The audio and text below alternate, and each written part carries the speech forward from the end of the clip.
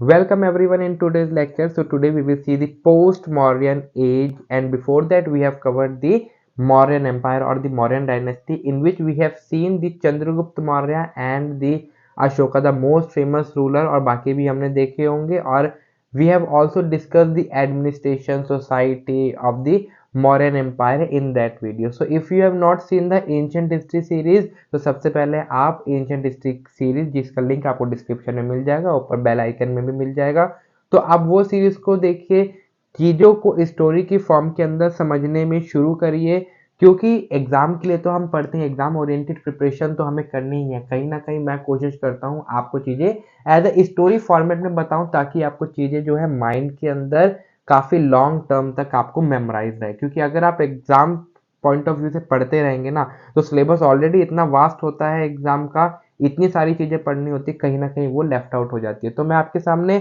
Mind maps भी इस तरीके से लेके आता हूँ कि आप मेरे साथ साथ बना लेंगे, तो दैट्स वेल एंड गुड. उससे और चीजें आपको अच्छे समझ में आएंगी. अगर समझ आती है तो नीचे कमेंट और लाइक करके जरूर बताइए. तो चलिए स्टार्ट करते हैं. सबसे पहले हम देखेंगे कि पोस्ट मॉडर्न एज की political history during the post modern period. कहीं ना कहीं आप बोल सकते हैं that it is also associated with the modern empire decline. ठीक है, किस तरीके से उनका डिक्लाइन हुआ था.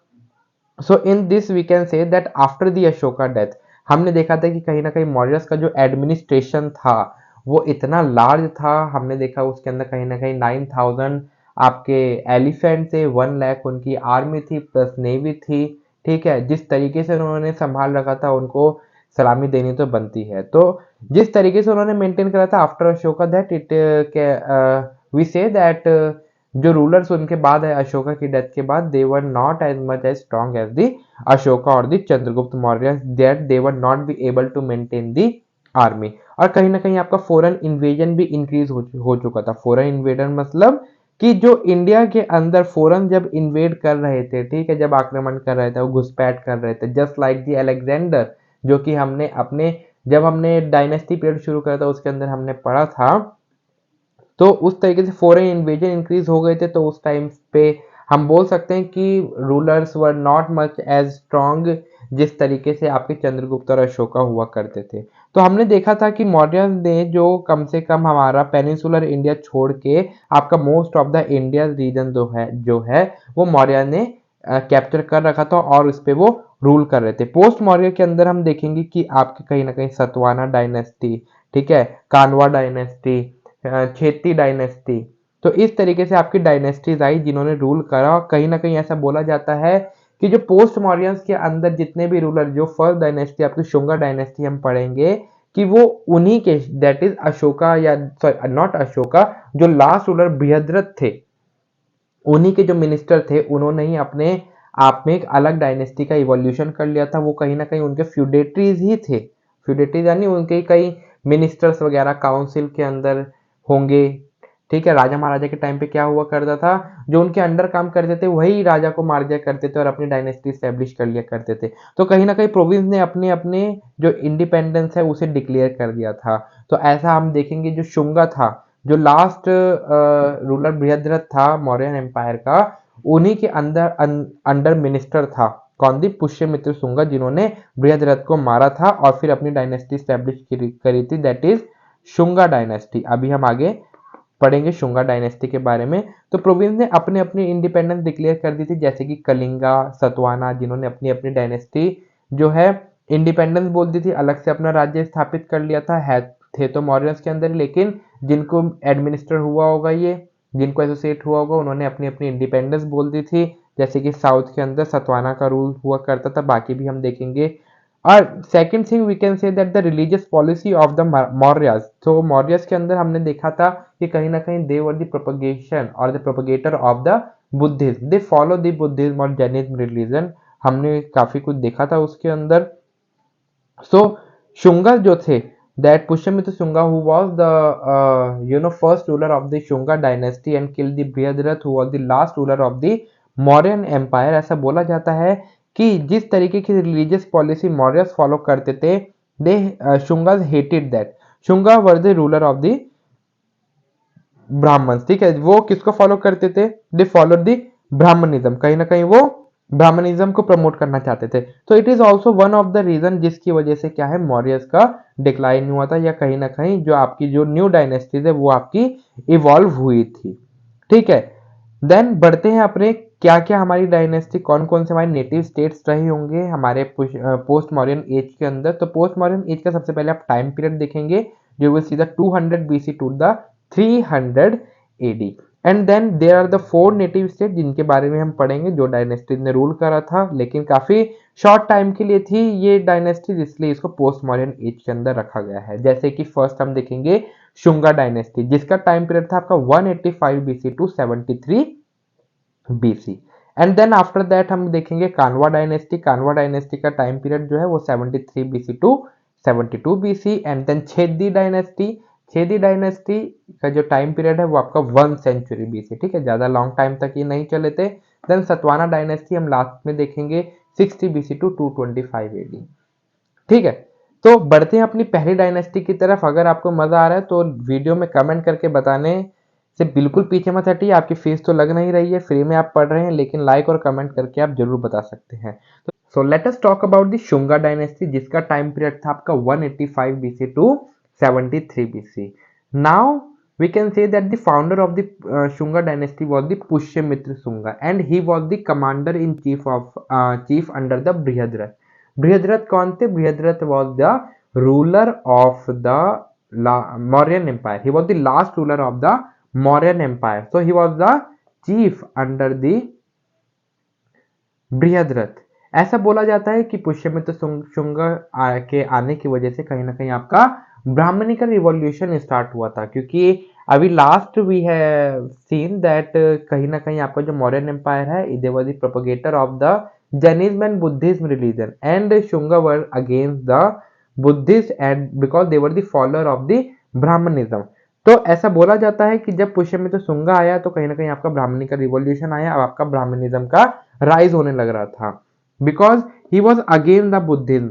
How we can say this? Because according to the Buddhist literature ऐसा बोला जाता है that he destroyed the 84,000 Buddhist stupa. Buddhist stupa का 84,000 बुद्धिस्ट स्तूपा इन्होंने डिस्ट्रॉय करे थे, we can say according to the Buddhist literature.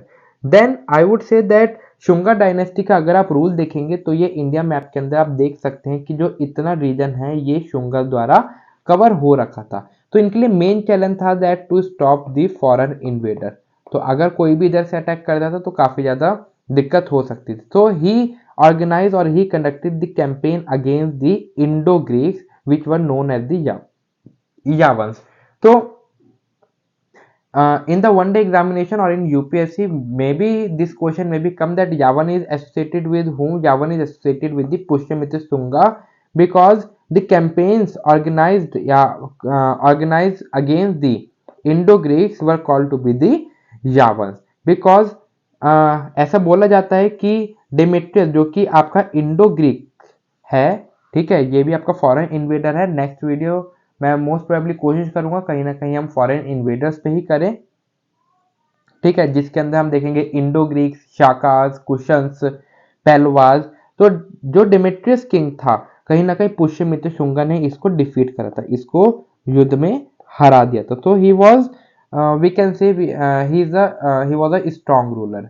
Then, according to the Dandadev Ayodhya inscription, it can be said that he organized or he conducted the 2 Ashwamedh यज्ञ। 2 अश्वमेध यज्ञ इन्होंने conduct करे थे according to the Dhandadev Ayodhya inscription. ऐसा क्यों अश्वमेध यज्ञ? हमने ऋग्वेदिक या वैदिक एज के अंदर वी हैव सीन दैट अश्वमेध यज्ञ क्या होता है। इस यज्ञ द्वारा कि एक हॉर्स को छोड़ दिया जाता है और जितना भी territorial area covered by the horse हुआ करता था वो किसके अंडर आता था? राजा के अंडर आता था। इनकी जितनी भी हिस्ट्री है it was recorded in the Bhanabhatta Harshacharita. So it is very very important. Bhanabhatta Harshacharita किससे एसोसिएटेड है? आपकी पुष्यमित्र शुंगा से। And he made the capital Pataliputra and Vidisha. He made the capital to be the Patliputra and Vidisha. Now after the Pushyamitra Shunga, the dynasty was followed by the Agnimitra who was the son of the Pushyamitra Shunga. Agnimitra कौन था? पुष्यमित्र शुंगा का ही सन था, बेटा था। जिसने इस dynasty को आगे फॉलो करा। अग्निमित्र के ऊपर काफी क्वेश्चन आप देखेंगे बन चुका है, और जो मोस्ट प्रोबेबली पूछा जाता है क्वेश्चन, वो मैं आपको इधर कवर करा देता हूँ कि Agnimitra was famous because he was the hero of the Kalidas drama. Kalidas ने एक ड्रामा लिखा था जो कि था मालविका अग्निमित्र। मालविका अग्निमित्र एक ड्रामा है जो कि कालिदास द्वारा लिखा गया है, and Agnimitra was the hero of this drama. अब इस ड्रामे में क्या दर्शाया गया है? It was a love story between the Vidarbha princess, Vidarbha की महारानी के नाम पे आप एक लाइक और कमेंट करके बताइए कैसी लग रही है वीडियो। तो विदर्भा की प्रिंसेस मालविका एंड अग्निमित्र की लव स्टोरी आपकी किसमें लिखी गई है? Malavika Agnimitra, which was written by the Kalidasa. तो इसलिए ये अग्निमित्र जो है आपका काफी ज्यादा इंपॉर्टेंट हो जाता है, तो ये नाम आपको याद रखना है। Then after Agnimitra there was also we can say rulers exist, but they were not so important for the examination because हमें एग्जामिनेशन पॉइंट ऑफ व्यू से भी चीजें देखनी होती है। ये नहीं स्टोरी फॉर्मेट में हम सब कुछ देखते ही हैं, सब कुछ देखते ही रहे। तो ऐसा देखेंगे कि लास्ट रूलर जो था शुंगा डायनेस्टी का वो था Devabhuti, and Devabhuti was killed by the Vasudev.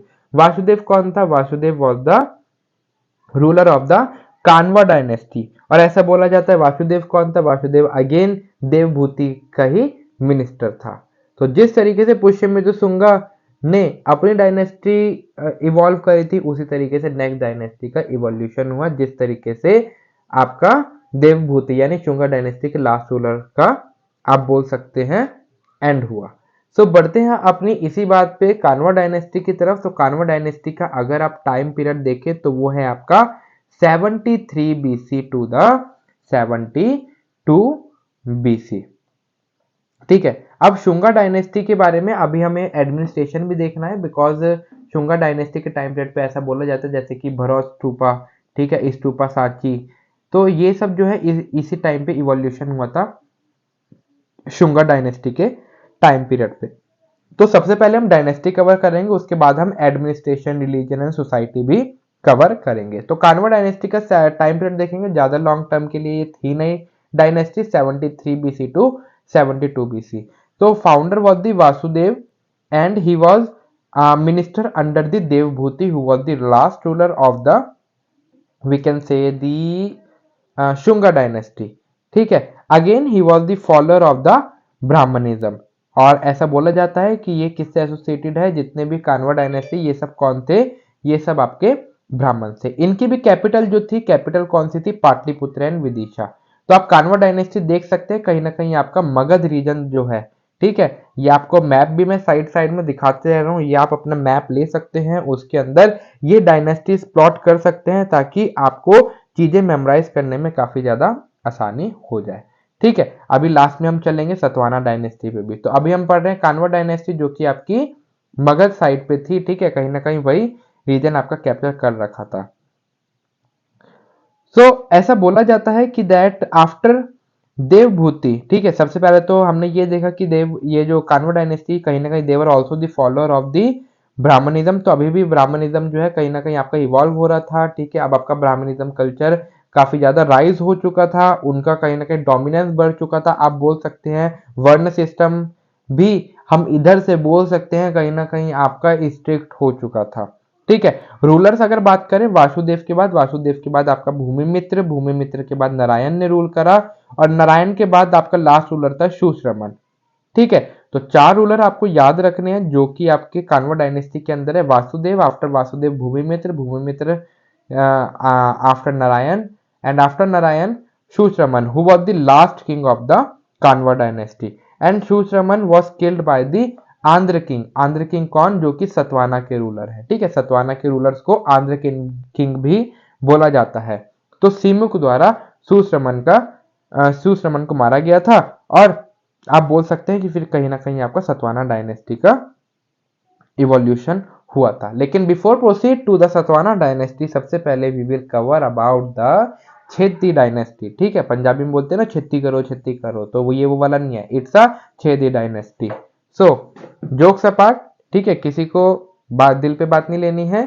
तो देखते हैं अपनी छेती डायनेस्टी, जो कि जिसका टाइम पीरियड है आपका 1st century BC. So it was founded by the Abhichandra in Kalinga. It was founded by the Abhichandra in Kalinga. अभी ये किन की फोटो है वो भी मैं आपको बताऊंगा, with the Suktimatipuri as a capital. इनकी कैपिटल कौन थी? सुक्तिमतीपुरी। किसकी थी? याद रखना है आपको, छेदी डायनेस्टी। पाटलिपुत्र, विदिशा, ये सब तो आपको याद हो ही जाएंगे, क्योंकि मोस्ट ऑफ द टाइम आपकी जो कैपिटल है आपकी पाटलिपुत्र रही है, ठीक है, मौर्य टाइम पे भी रही है। देन इसमें आपको याद रखना सुक्तिमतीपुरी किसकी थी? आपकी छेदी डायनेस्टी थी। छेदी डायनेस्टी को एज अ छेता भी कहा जाता है, एज अ छेता भी कहा जाता है, या महामेघवन भी कहा जाता है। दैट इज MEGHA, मेघ वहना, मेघ वहना ऐसा भी बोला जाता है, या चेतवामसा, चेत वामसा। तो ये सब नाम किससे एसोसिएटेड है? आपके छेदी डायनेस्टी से ही एसोसिएटेड है। ऐसा बोला जाता है आफ्टर अशोका, जो कलिंगा है, Kalinga became the prominent under the king of the Chedi dynasty. हालांकि मौर्य अशोका का तो था ही कलिंगा के ऊपर कहीं ना कहीं राइज करने में, या कलिंगा के ऊपर कंट्रोल जो है वो अशोका का अच्छा था, लेकिन आफ्टर अशोका ऐसा बोला जाता है कलिंगा पे कहीं ना कहीं जो जिन्होंने अच्छे से उसको संभाला था, ठीक है, जो कलिंगा क्या है आज के टाइम पे ओडिशा है, तो जिन्होंने संभाला था जिस टाइम पे अच्छे से देखा गया कलिंगा को, वो बोला जाता है अभिचंद्र, दैट इज छेदी डायनेस्टी द्वारा ही देखा गया। एक्सेप्ट खारावेला, खारावेला एक किंग का नाम है, बाकी हमारे पास कोई भी इंफॉर्मेशन नहीं है इस डायनेस्टी पीरियड के किंग की। तो कहीं ना कहीं मेरे को यही फोटो मिली थी, तो यही फोटो मैंने लगा दी, ये है Kharavela king. He ruled approximately a century BC। तो हम बोल सकते हैं कि शायद इन्हीं का टाइम पीरियड हमें पता है। इनकी जो अचीवमेंट्स है वो आपको हाथी गुम्फा इंस्क्रिप्शन में देखने को मिल जाएगी, जो कि कहाँ पे आपकी उदयगिरी हिल्स, और उदयगिरी हिल्स कहाँ पे है? भुवनेश्वर इन ओडिशा। भुवनेश्वर कहाँ पे? आपका उड़ीसा में है। सो खारावेला के बारे में अगर आपको देखना है तो आप हाथी गुम्फा इंस्क्रिप्शन देख सकते हैं। ये इंस्क्रिप्शन वाला पार्ट काफी इंपॉर्टेंट हो जाता है, बिकॉज इंस्क्रिप्शन हम काफी बार देखते हैं, काफी जगह पे देखते हैं, और हर एक इंस्क्रिप्शन कहीं ना कहीं किसी से रिलेटेड होती है। So Hathi Gumpha inscription was situated in the Udayagiri hills, which was in the Bhubaneswar in Odisha. Then we can say that इससे पहले हमने शुंगा एंड आप बोल सकते हैं शुंगा एंड कान्वा डायनेस्टी पढ़ी। They were the follower of the Brahmanism, but Chedi dynasty में खारावेला है, he was the follower of the Jainism, और he promote the Jainism, but he ruled only for the century BC. After the Kharavela, his son Kudespiri ruled, और जिसका evidence we can see from the Mankapuri cave, जिसका evidence हमें कहां से मिल सकता है? मनकापुरी केव की इंस्क्रिप्शन से आप देख सकते हैं। तो दो इंस्क्रिप्शन मैंने नाम लिख, तो हाथी गुम्फा इंस्क्रिप्शन एंड मनकापुरी केव। आगे बढ़ने से पहले अगर आपको मेरे से कनेक्ट होना है तो आप मेरे इंस्टाग्राम पेज पे कनेक्ट हो सकते हैं, आकाशवैश21। देन आकाशवैश आपको आप सर्च करेंगे टेलीग्राम पे। अगर आपको नोट्स चाहिए, ठीक है, कुछ मेरे से आपको बात करनी है, तो आप टेलीग्राम पे भी मेरे से आप कनेक्ट हो सकते हैं। उधर आपको ड्राइव का लिंक मिल जाएगा, उस ड्राइव पे क्लिक करके आपको नोट्स का एक्सेस हो जाएगा। इस प्रेजेंट लेक्चर का नोट जो है वो आपको I would say after 1 week में अपलोड कर देता हूँ, कहीं ना कहीं उसका प्रोसेस होता है, तो वो मेरे को देखना पड़ता है, टाइम पीरियड लगता है उसके अंदर। तो आफ्टर 1 वीक प्रेजेंट डे का लेक्चर आपको मिल जाएगा, उससे प्रीवियस लेक्चर की PDF आपको उधर ड्राइव के लिंक में मिल जाएगी। देन फेसबुक पे भी आप मेरे से कनेक्ट हो सकते हैं आकाशवैश नेम से। चलिए बढ़ते हैं अपने आगे, दैट इज सतवाना डायनेस्टी की तरफ। तो सतवाना डायनेस्टी का जो टाइम पीरियड है वो आपका 60 BC टू 225 AD है। इनको आंध्र सतवाना भी कहा जाता है। इनके जो फाउंडर थे वो सीमुक थे। सीमुक हमने पढ़ा था जो आपके लास्ट रूलर थे कानवा डायनेस्टी के, ठीक है, दैट वाज सुश्रमन। इनका उन्होंने किल करा था। Susharman was killed by the Simuka, and Simuka was the founder of the Satavahana dynasty, और इनको आंध्र सतवाना भी कहा जाता है। ऐसा बोला जाता है सतवाना के किंग्स को दक्षिणपति भी कहा गया है, कहीं ना कहीं सोर्सेस के अकॉर्डिंग। सो दक्षिणपति किसे कहा जाता है? दक्षिण यानी साउथ। तो सतवाना का जो रूल था वो कहाँ था? आपका साउथ में था, तो ये दक्षिणपति यानी साउथ के रूलर्स को दक्षिणपति भी कहा जाता है। इनकी जो कैपिटल थी वो कौन सी थी? प्रतिष्ठान या पायठान, जो कि कहाँ पे आपकी महाराष्ट्र के अंदर है। I hope so till over air आपको काफी कुछ चीजें क्लियर हो गई होंगी और आपको चीजें समझने में भी आसानी हो रही होगी। मैं अगेन कह रहा हूं, चीजों को आप स्टोरी फॉर्मेट में समझने का प्रयास करें। अनटिल और अनलेस आप चीजों को सिर्फ memorise for the exam point of view करेंगे, then you will definitely forget at some point of time. ठीक है, तो देखते हैं first strong ruler of the Satavahana dynasty was the Shri Satakarni.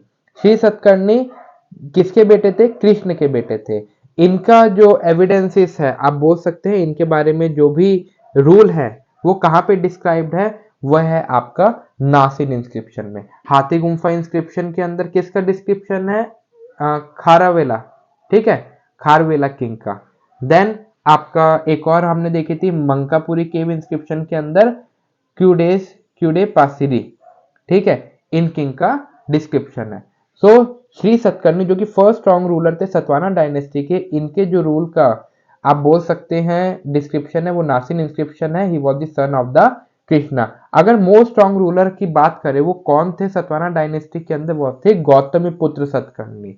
Very famous name and you will get the question, ठीक है, इनके regarding. तो गौतमी पुत्र सतकर्णी ने कहीं ना कहीं आपका होल डेक्कन पे पूरा का पूरा कब्जा कर रखा था। अगर इनका रूल की अगर बात करूं तो कहीं ना कहीं ऐसा बोला जाता है he ruled in between 106 AD to 130 AD.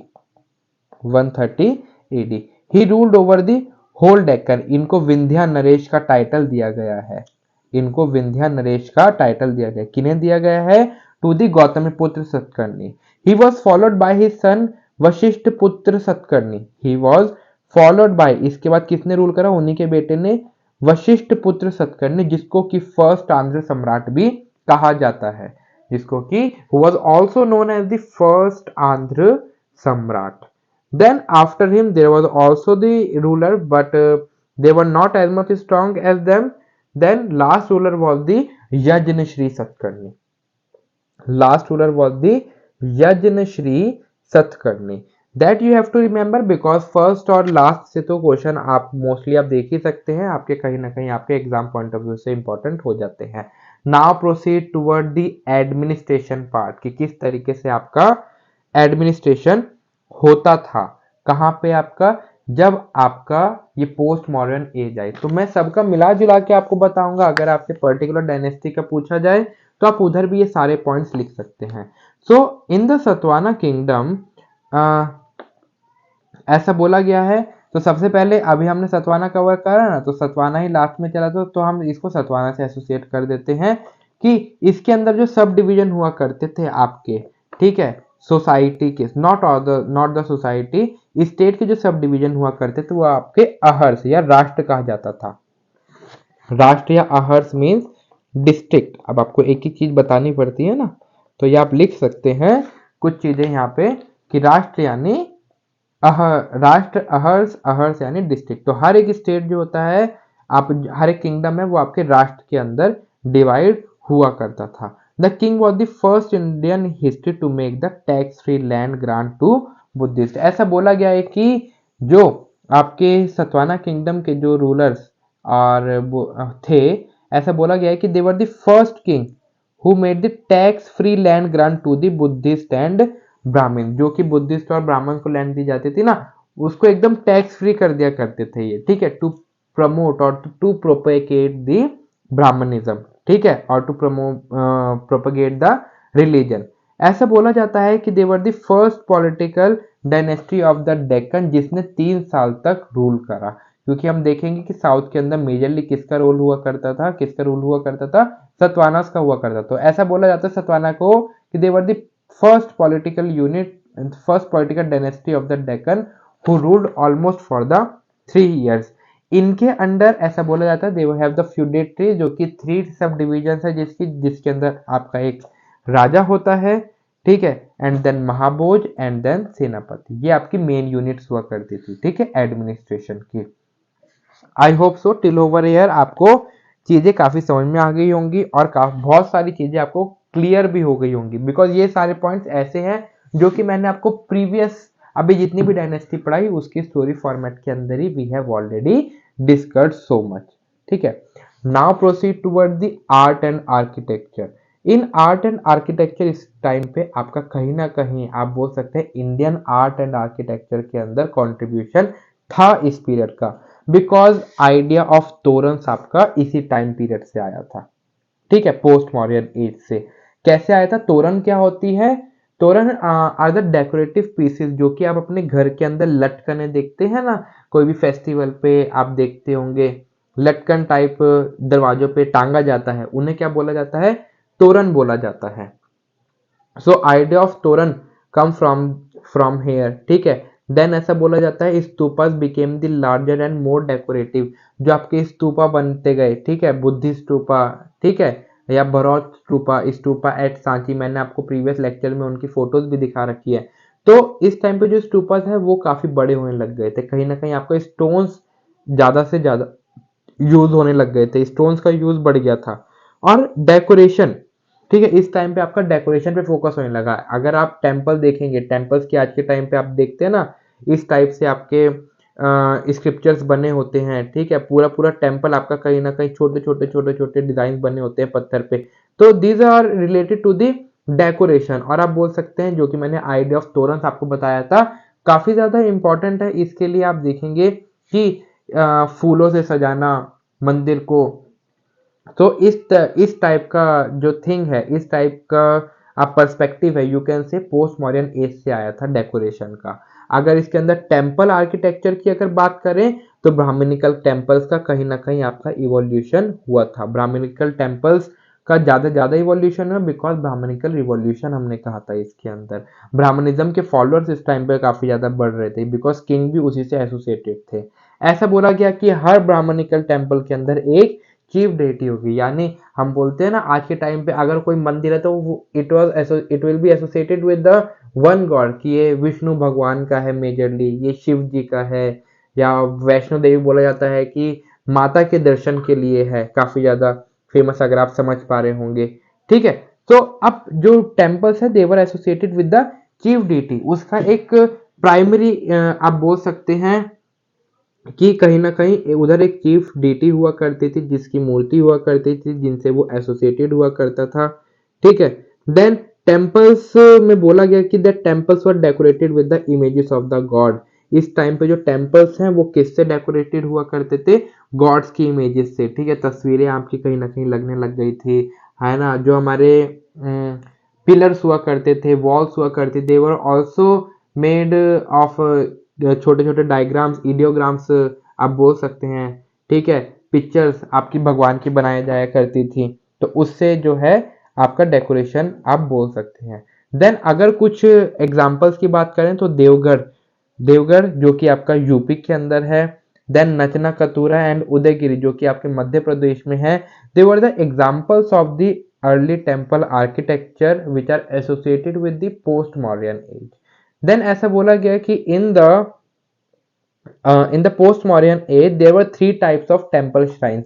shrines यानी श्रेणी, यानी ठीक है, तो ऐसा बोला गया कि थ्री टाइप की आपकी shrines हुआ करती थी, that is Sandhara type, Sarvatobhadra and Nirbandhara type, Nirandhara type, Nirandhara type. आइए मैं आपको समझाता हूँ ये श्रेणी किससे एसोसिएटेड है। ये आप एक टेम्पल देख रहे होंगे, ठीक है, अगर आप पहले के टेम्पल्स अगर आप देखेंगे तो कुछ टेम्पल आपको मिलेंगे जिनकी सिर्फ जो एंट्रेंस है वो क्या है, सिर्फ एक ही साइड से हुआ करती थी। कुछ ऐसे टेम्पल्स हुआ करते थे जिनकी जो एंट्रेंस है कहीं ना कहीं आपकी तीन जगह से हुआ करती थी, और कुछ टेम्पल ऐसे हुआ करते थे जिनकी जो एंट्रेंस है वो चारों साइड से हुआ करती थी। वैसे तो जब हम टेम्पल आर्किटेक्चर देखेंगे तो उसके अंदर हम चीजें समझेंगे।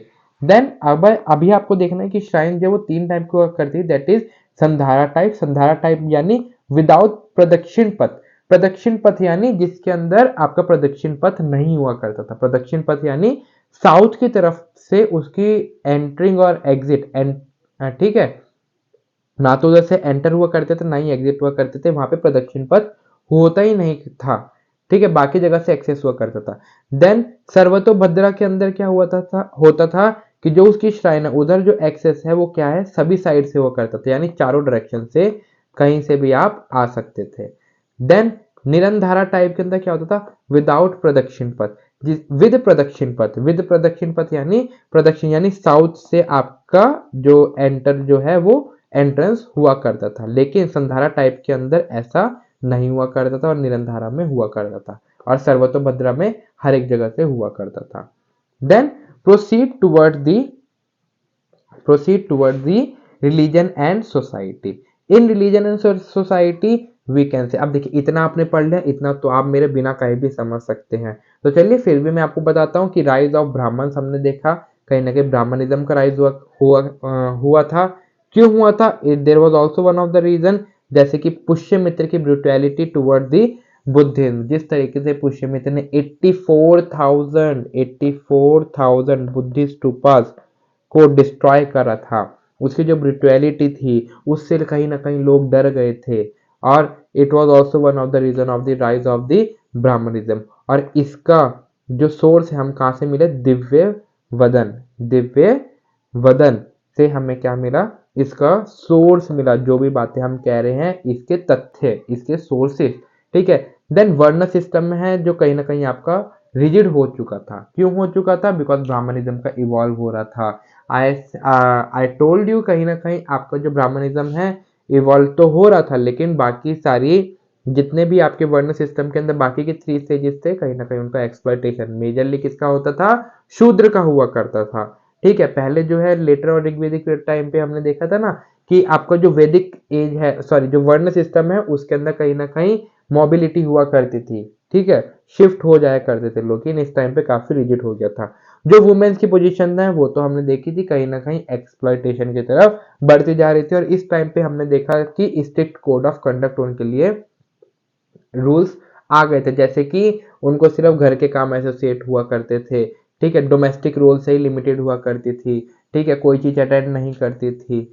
तो ऐसा किसमें कहा गया है? ऐसा मनुस्मृति द्वारा हम बोल सकते हैं। We have the source from the Manusmriti, जिसके अंदर it has said that in the post modern age the position of the womens were stricted, ठीक है, they have the strict code of conduct and they have a limited roles to the domestic according to the Manusmriti. And the most important was the cultural expense. Cultural कैसे आपका change हो रहा था? इस time पे आपका मिक्स कास्ट इवोल्यूशन हो रहा था। Indians were also living in the India, ठीक है, हम इंडियंस तो नहीं बोलेंगे, जो भी उस टाइम पे पीपल रहते थे वो तो रहते थे, लेकिन आपका फॉरेन इन्वेजन की वजह से आप बोल सकते हैं कहीं ना कहीं आपका जो कल्चरल एक्सपेंस जो है मिक्स कास्ट की तरफ प्रोसीड कर रहा था। अभी तक वर्ण सिस्टम ही चलते जा रहा था कहीं ना कहीं, ठीक है, आपको नए लोग नहीं मिल रहे थे, लेकिन जब फॉरेन इन्वेडर्स आए, अब धीरे धीरे हम देखेंगे जब हम अपने मॉडर्न, अब हम क्या चल रहे हैं? अपने मॉडर्निटी की तरफ चल रहे हैं, ठीक है। मॉडर्न हिस्ट्री भी हम ऐसे ही स्टार्ट करेंगे, आपको पता भी नहीं चलेगा पूरी स्टोरी पढ़ते पढ़ते, लेकिन अभी उसमें टाइम है, कम से कम 4-5 लेक्चर और कवर करेंगे and then we will end the ancient history. तो जब का फॉरेन इन्वेजन होने लग गया था, ठीक है, तो इधर से हमारा मिक्स कास्ट इवोल्यूशन हुआ। अभी आगे हमें क्या पढ़ना है? अभी हम पढ़ेंगे फॉरेन इन्वेजन एंड देन हम पढ़ेंगे गुप्ता एम्पायर। गुप्ता एम्पायर के बाद Harshavardhana and then so on, ठीक है। तो आई होप सो आपको लेक्चर काफी पसंद आया होगा और आपको काफी कुछ चीजें समझ में आई होंगी। तो that's all for this video.